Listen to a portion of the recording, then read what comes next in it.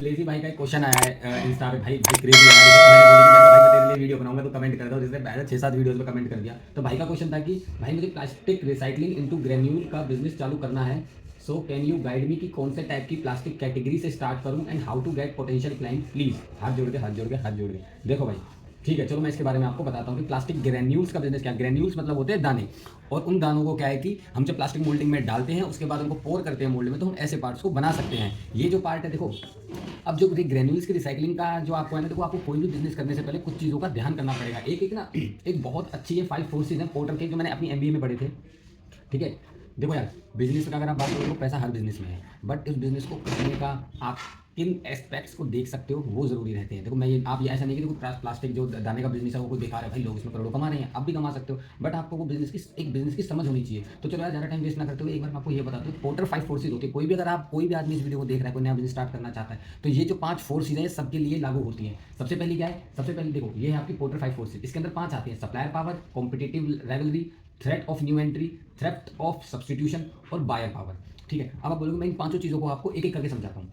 सबसे पहला आता है आपका सप्लायर पावर। सप्लायर पावर मतलब कि जो आप बिजनेस कर रहे हैं, जैसे मैं रबड़ का बिजनेस कर रहा हूँ तो मेरे सप्लायर कौन है, जिनसे मैं रॉ मटेरियल कच्ची रबड़ लेता हूँ।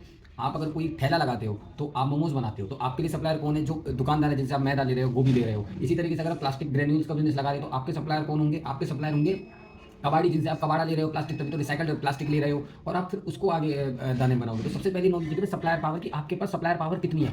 क्या आप किसी ऐसे बिजनेस में तो एंट्री नहीं कर रहे हैं कि जहाँ पे भाई डिमांड हो सकता है बहुत ज़्यादा हो, है ना। और देखो किसी भी बिजनेस में ना ये पांचों पॉइंट क्लियर होंगे ना तो बिजनेस बहुत अच्छा चलेगा। ये पांचों, और इन पांचों चीज़ों को आपको देखो वीडियो पूरी देखनी पड़ेगी तभी आप समझ पाओगे। देखो इन पांचों पॉइंटों को जरूरी नहीं है कि ये एक पैशन होता है, अगर आपका पैशन आपके साथ है तो इन पांचों पॉइंटों को आप अलग अलग वे में देख सकते हो। मैं आपको भी समझाऊंगा।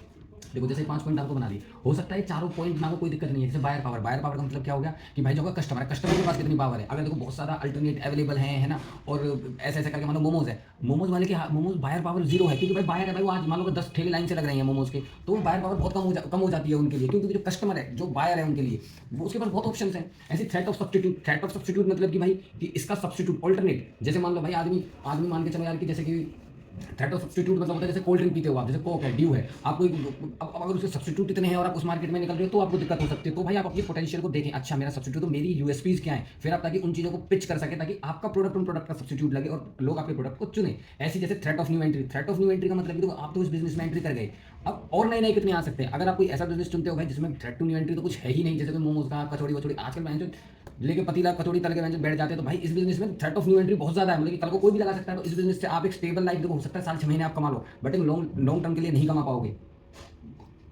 ऐसे ही भाई कॉम्पिटेटिव राइवलरी, जैसे भाई जो कॉम्पिटिशन है, जो आपके कॉम्पिटिटर्स हैं। अब आते हैं देखो आपके प्लास्टिक ग्रेन्यूल्स वाली बात पे। देखो भाई इन पांचों चीज़ों का ध्यान आपको, पहली चीज़ अगर मैं प्लास्टिक ग्रेन्यूल्स की आपको बताऊँ ना यार, तो प्लास्टिक के दाने का बिजनेस है ना, तो बहुत पब्लिक कर रही है यार, और मार्जिन बहुत कम है। अब देखो आपको मैं देखो ये है प्लास्टिक, ये प्लास्टिक का बिजनेस है इस तरीके से। ये देखो ये दाना, यहाँ पे दाना जो है ये देखो बैग में ऐसे भर के इनको देना। अब एक तो आप ये देखो प्लांट का साइज देखना, आप सबसे पहले इन चीज़ों को देखना कि प्लांट का साइज कितना बड़ा है। देखो ये भाई ये 25-25 किलो के बैग हैं, ये कम से कम मैंने बहुत, ये होगा भाई 10 फुट का 20 फुट का कमरा।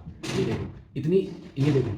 तो भाई प्लास्टिक ना कोई प्लास्टिक लचीला प्रोडक्ट नहीं है कि आप उसको घुमा के ऐसे रख दोगे, वो ये तो बहुत भाई कड़क प्रोडक्ट है। तो देखो ये तो खैर आप बना सकते हो, क्या ये तो बहुत, ये तो मोल्डिंग में आ गए, बट मैं एक बार ग्रेन्यूल्स बनाने की देखते हैं। देखो इस तरीके से ये मशीन्स होती हैं।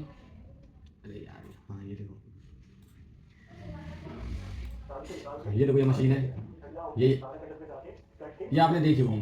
तो अब आप खुद देखो यार, इतना बड़ा प्लांट है भाई, ये सारे कट्टे इन्होंने बनाए हैं, है ना। इससे इतनी बड़ा स्पेस चाहिए आपको, है ना, और लेबर आपको इतनी चाहिए, प्लस आप समझ रहे हो भाई रिसाइकलिंग का बिजनेस अच्छा है, कोई डाउट नहीं है उसमें, बट इशू ये है कि यार आप उस चीज़ के लिए कितने पैशनेट हो। ये बिजनेस यार मैं समझता हूँ, देखो अगर आपको कुछ फाइंड योर पैशन यार, मेरे को तो देखो दाने बनाने, A few moments later. आपको अगर आप अच्छा दाना बना रहे हो भाई, आपको पूरी क्वालिटी मेंटेन करके रखनी पड़ेगी, साफ सफाई, कोई गंदगी ना हो। और अगर आपने दाना दे दिया, आपके दाने से सामने वाला प्रोडक्ट बना रहा है, और अगर प्रोडक्ट फेल हो गया तो आपकी दिक्कत हो सकती है। क्योंकि भाई देखो जो दाने की जो आपकी वैल्यू मिलेगी ना, देखो एक तो जो रिसाइकल्ड होता है, बना इतने लोग रहे हैं, सस्ता बहुत है ना। इसके अंदर सबसे बड़ी बात तो देखो threat to new entry. One new entry बहुत ईजी है, लोग आसानी से दाने का प्लांट लगा सकते हैं, इकट्ठा करा मशीन लगाई, वो बस कट कट कट कट के दाना बना के दे देगा, उसमें कोई ऐसा कोई रॉकेट साइंस नहीं है, ठीक है ना। आपका उसके बाद आएगा थ्रेड टू सब्सटीट्यूट। भाई सब्सटीट्यूट क्या, प्लास्टिक का सब्सटीट्यूट क्या है, मतलब थ्रेड टू सब्सटीट्यूट तो कोई ऐसा कुछ है नहीं, बट स्टिल भाई ये कि भाई बनाने वाले बहुत है, सप्लायर मतलब उसको देने वाले ही बहुत है।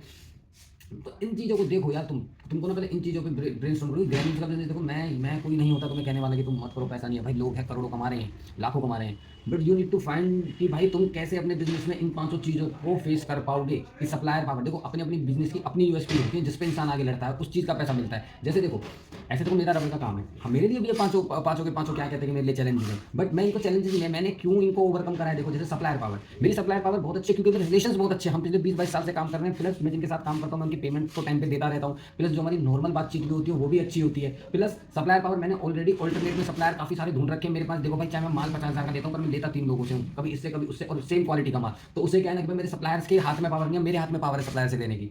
सेकंड आता है कॉम्पिटेटिव राइवलरी। अब कॉम्पिटिशन के बारे में बाद में बात करूंगा। एक आता है threat of new entry. Threat of new entry देखो, अभी वो मेरे बिजनेस में हाँ भी न्यू एंट्री का मेरे में कम है थोड़ा सा थ्रेट, क्योंकि देखो थोड़ा सा काला काम है तो नए लोग घुसने में डरते हैं, ठीक है ना, कि अरे भाई केमिकल है, ये है वो है। प्लस और कॉम्पोजिशन है, क्योंकि भाई इसमें क्या है कि रबड़ एक ना सब्जी की तरह है कि इसमें आपको सब एक सर्टेन मात्रा में डालना पड़ता है। आप कुछ भी ऐसे नहीं है कि प्लास्टिक क्या किया, देखो प्लास्टिक का बनाया आपको मिल जाता है पीपी जो खट्टा दाना मिलेगा, मशीन में घुसेड़ो वो गर्म करेगा, पोर कर देगा। रबड़ में क्या आप देखो रो रबड़ लोगे, उसमें निकले मिलाओगे, बुरादा मिलाओगे, कार्बन मिलाओगे, zinc, TMT, MBT, ZDBC, stearic, आप इन ऑयल, आप इन सबको मिला के फिर एक प्रॉपर आप एक शीट बनाओगे। शीट को फिर आप ले जाओगे, उसको कटिंग करके आप फिर डाई को खोल के उसमें डाल के बंद करके मशीन में दे के उसको हाइड्रोलिक से बंद करके तब जाके रबड़ बनता है। तो computer threat to new entry थोड़ा सा मुश्किल है, ठीक है, बट करने को कोई मुश्किल नहीं है। हाँ, और हम जो जेन जी हैं देखो, अगर हम चाहें ना तो हम रबड़ के काम को भी बहुत स्मूथली, मैं लग रहा हूँ यार, मैं कभी पैसे से थोड़ी मार खा जाता हूँ क्योंकि खर्चे थोड़े ज़्यादा हैं, तो थोड़ा सा इशू चलते ही रहते हैं। बाकी बात है देखो थ्रेट ऑफ सब्सटीट्यूट। रबड़ का सब्सटीट्यूट भी यार यही है, देखो इनका सब्सटीट्यूट तो यही है। देखो रबड़ का सब्सटीट्यूट इतनी जल्दी मुश्किल है, क्योंकि रबड़ थोड़ा क्या फ्लेक्सिबल आइटम है, और रबड़ क्या मतलब आपकी ऑयल सीलिंग में, लीकेज में, इनमें काफ़ी यूज़ होता है ना। प्लास्टिक वहाँ पे यूज़ करना अच्छा नहीं बनता, क्योंकि लाइफ अच्छी। तो रबड़ का सब्सटीट्यूट बहुत मुश्किल है, अभी बहुत टाइम है अभी आने में, मे बी। बायर पावर, हाँ इधर बायर पावर है। इधर बायर पावर जब है अगर इफ़ यू आर, मतलब देखो अनएजुकेटेड बोलना सही नहीं रहेगा, कि अनएजुकेटेड मेरा ये नहीं कि डिग्री से, अगर आप समझदार नहीं हो तो बायर के पास पावर है, और अगर आप समझदार हो तो भाई आपके पास पावर है। आपको अपनी मार्केट समझनी पड़ेगी, आपको कस्टमर को समझना पड़ेगा कि कस्टमर को आपकी कितनी नीड है। अगर कस्टमर को आपकी बहुत ज़्यादा नीड है तो वहाँ पे आपकी पावर है, और अगर कस्टमर के हाथ में ज़्यादा पावर है तो भी वो वाइस एंड वर्सा है, ठीक है ना। तो बायर पावर ऐसा कुछ यार देखो, ठीक है, हम क्या है कि हम थोड़ा अपना क्वालिटी पे खेल खेलते हैं। प्लस हम क्या है कि यार देखो, हमने अपने बिजनेस को करने का तरीका ही चेंज कर दिया, कि हम जितने भी मैं अपने क्लाइंट से बात करता हूँ तो मेरी जो पहला फोकस रहता है ना, मेरे उसकी हेल्प करने पे होता है कि मैं इसकी कैसे हेल्प कर सकूँ। बेचना बाद की बात है। देखो कई लोग क्या होते हैं ना, क्या कहते हैं 500 का डीजल लग गया यार भाई, कुछ तो मैं बेच के आऊँगा, वो वही गलती कर देते हैं कि मैं 500 का डीजल रखा भाई, नहीं मैं तो ऐसे घूम आऊँगा भाई, मैं इसलिए मैं बेचने जाता हूँ, मैं उनकी प्रॉब्लम को समझने जाता हूँ। अच्छा ठीक है, मेरे पे अगर कुछ ऑफर करने को नहीं होता तो जरूरी नहीं मैं उनको ऑफर कर ही देता हूँ, मैं नहीं ऑफर करता, मैं बोल देता हूँ सर मेरे बस की नहीं है। बट हाँ, अगर मेरे को लगता है कि यार देखो, जैसे मैं आपको बताता हूँ, मेरा एक पार्ट है, आपको एक एग्जांपल से, जैसे मेरा ये वाला पार्ट है रबड़ बिडिंग का, ठीक है ना। इसके लिए मैं क्या करता हूँ, बिडिंग हम नहीं बनाते, ठीक है ना, हम ट्रेड करते हैं, मतलब बाहर एक कंपनी बनाती है तो हम वहाँ से लेके दे देते हैं। अब देखो इसके बारे में मैंने पहले वीडियो में बताया, मैं फिर भी एक बार फिर से बता देता हूँ। मैं देखो क्या ना, और अभी तो रुको, क्लाइमैक्स अभी बाकी है। अब आते हैं इस पॉइंट के ऊपर। अब ये मुझे ट्रेड करना था, मैंने उनसे देखा, मुझे पता था मैं कर दूंगा, मैंने कहा वहाँ से बनता है, ऐसा कुछ है तो है नहीं, मैंने पहले भी ट्रेड करा हुआ है, और मैं वहाँ A few moments later. का फ़ोन आया था, जो बंदा मेरी वेबसाइट बना रहा है, तो उससे भी मैं कुछ डिस्कस करनी थी सर्वर्स के बारे में, क्योंकि सर्वर में हमारे Node.js में है, और वेबसाइट उस पर हमने वर्डप्रेस वगैरह का प्लान हाँ, तो क्या मैं इसकी बात कर रहा था। तो यार मेरे को पता था यार मैं बना के मैं दे सकता हूँ, तो मैंने बोला ठीक है सर, मैंने ये हो जाएगा काम। प्लस फिर इस पर एडेसिव थी, ये बहुत बड़ा टेढ़ा काम था। एडेसिव मुझे लगा सिंपल है, टेप है चिपका देंगे, भाई मैं उधर से लेके आया, मैंने इसको लाके स्टडी करा, मैंने कहा ऐसा कोई रॉकेट साइंस नहीं है। मैंने आगे अपने सप्लायर्स को दिखा, उन्होंने बोला हाँ भैया बन जाएगा, बना के दिया। एडेसिव की बात की पहले मैंने उनसे बात करी, वो एडेसिव लगा दी, बाद में पता चला वो नहीं लगा रहे, तो मैंने क्या था कि भाई फिर मैंने ढूंढा, एक 3M का था, तो मैंने फिर इसके ऊपर एडेसिव लगाई। इसकी भी बहुत लंबी कहानी है यार, कमेंट करना बताऊंगा कैसे एडेसिव का मेरी मतलब वो फेल हुआ, और मैंने कैसे अब जाके मैंने क्या है कि अब ये हुआ भाई, कंपनी मुझसे कह रही है भैया तुम एडेसिव मत लगा के दो, तुम हमें बस ये दे दो, हम एडेसिव खुद लगा लेंगे। क्योंकि भाई देखो वो प्रोसेस है इतनी टेढ़ी चीज की, I did my everything for it. और छोटी सी क्वांटिटी, मतलब छोटी सी भी नहीं, धीरे धीरे छोटी क्वांटिटी थी। अगर बड़ी क्वांटिटी होती तो मैं एक SPM मशीन भी बना देता, जिससे ये क्या है कि इस तरीके से चल के अपने आप टेप लगती जाती। बट वो एक सर्टेन क्वांटिटी के लिए मैं करता था। अगर मान लो उनको 50 मीटर चाहिए तो मैं किस तरीके से करता, तो मैं भी यार, बट आई वाज ट्राइंग कि मैं इसमें ना लगा, मैंने इसके लिए मशीन भी बनाई, मशीन दिखाता हूँ।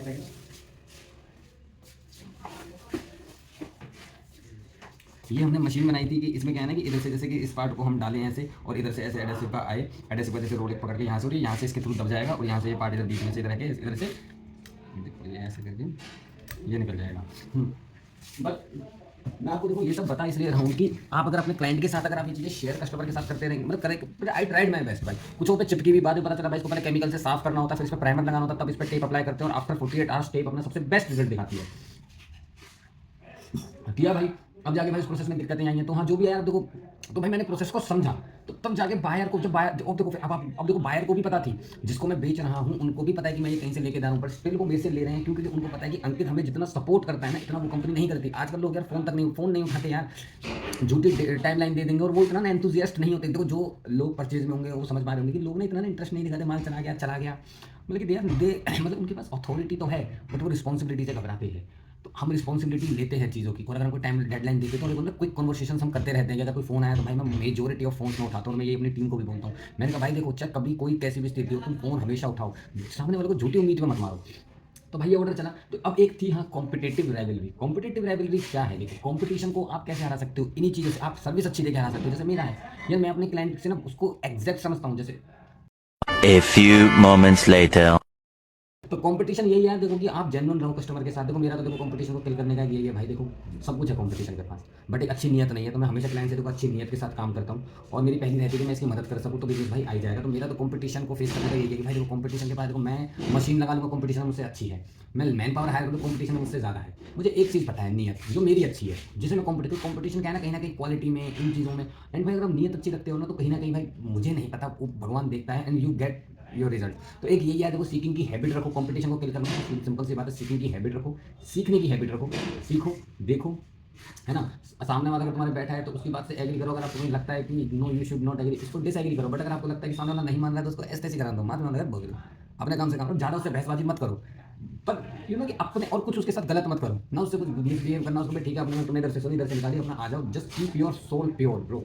कंपटीशन का नहीं है सोल प्योर, तुम्हें अच्छा बनना है तुम अच्छे रहो। कंपटीशन को अगर तुम कुछ चीज़ बेच रहे हो तो भाई जो चीज़ बेचो ना तो उसको रिस्पॉन्सिबिलिटी से बेचना। पैसा चीज़ का नहीं होता, रिस्पॉन्सिबिलिटी का होता है। आप 5 रुपये की चीज़ बेच रहे हो, उसी चीज़ को मैं 7 रुपये की बेच सकता हूँ। सेम सब कुछ फॉर्मुलेशन सेम। जस्ट वो 2 रुपये क्यों बढ़ेंगे? विश्वास के, मेरी बातों के, मेरी रिस्पॉन्सिबिलिटी दिखाने के कि हाउ रिस्पॉन्सिबल आए हैं। तो अपने बिजनेस को लेकर, अपने प्रोडक्ट्स को लेकर जिस दिन आप रिस्पॉन्सिबल बन जाओगे ना भाई, आप कंपटीशन को भी हरा दोगे। तो ये 5 पॉइंट हैं कुछ। अगर कोई भी अगर आप बिजनेस देखते हो तो भाई इन 5 पॉइंटों का आप ख्याल रखें। If you have any doubt in this video, अगर अभी तक कोई डाउट लगा है इस वीडियो में तो प्लीज़ नीचे आप कमेंट करें। अगर ये आप और समझना चाहते हैं, मैंने अपने एमबीए में पढ़ा था तब सोचते थे यार हम इसे कहाँ यूज़ करेंगे, बट आज पता चला है कहाँ यूज़ कर रहे हैं। बाकी और कोशिश करूँगा इस पर एक और कोई वीडियो बनाने की। अगर कुछ है तो नीचे कमेंट करके बताएं यार। बाकी ले भाई तेरे लिए बना दी वीडियो।